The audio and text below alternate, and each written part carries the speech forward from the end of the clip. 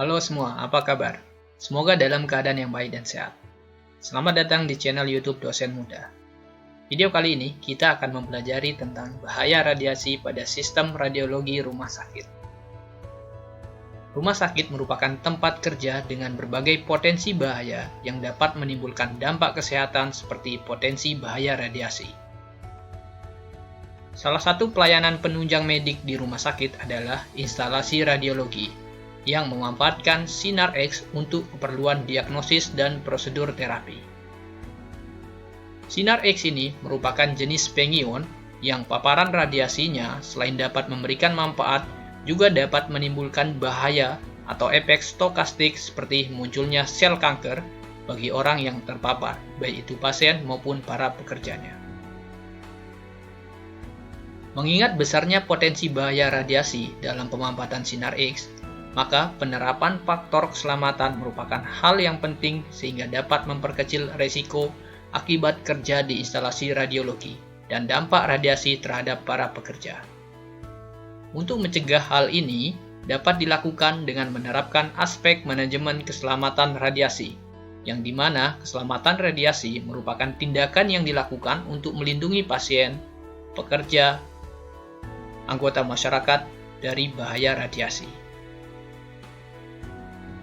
Berdasarkan Peraturan Kepala Badan Pengawas Tenaga Nuklir Nomor 8 Tahun 2011 tentang keselamatan radiasi pengion dan keamanan sumber radioaktif, bahwa setiap orang atau badan yang memanfaatkan tenaga nuklir seperti tenaga yang berasal dari sumber radiasi wajib memiliki izin pemanfaatan dan memenuhi persyaratan manajemen keselamatan.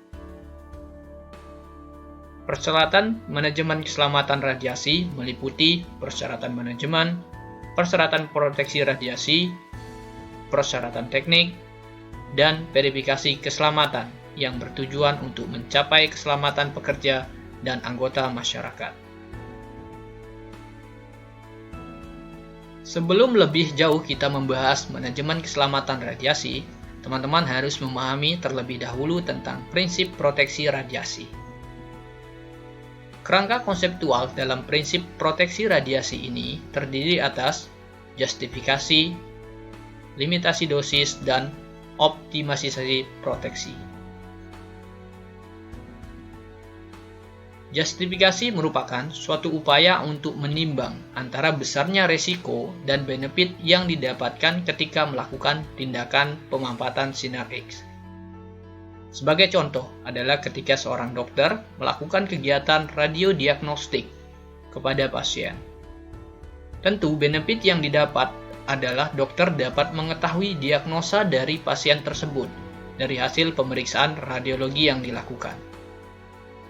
Akan tetapi, risiko yang muncul adalah pasien akan mendapatkan paparan radiasi dari kegiatan radiodiagnostik yang mungkin saja menimbulkan efek stokastik dan somatik apabila melebihi dosis yang diberikan. Maka dari itu perlu adanya standar batas dosis yang diberikan.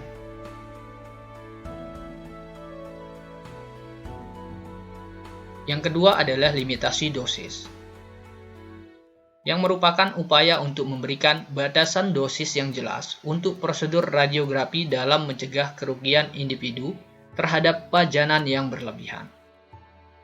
Tentunya membutuhkan suatu prosedur terhadap nilai batas dosis yang dapat diterima oleh para pekerja, pasien maupun masyarakat. Bagi pekerja radiologi, batas nilai dosis yang dapat diterima adalah 10 milisievert per tahun atau 0,2 milisievert per minggunya. Sedangkan bagi pasien atau masyarakat umum, adalah batas nilai dosis yang dapat diterima adalah sebesar 0,5 milisievert per tahunnya atau 0,01 milisievert per minggunya. Nilai batas dosis ini menjadi batas maksimal dalam pajanan sinar X, sehingga diperlukan suatu upaya optimalisasi terhadap penggunaan dosis ini. Yang ketiga adalah kegiatan optimalisasi. Pada kegiatan ini merupakan upaya penggunaan dosis yang serendah mungkin untuk mendapatkan hasil yang baik.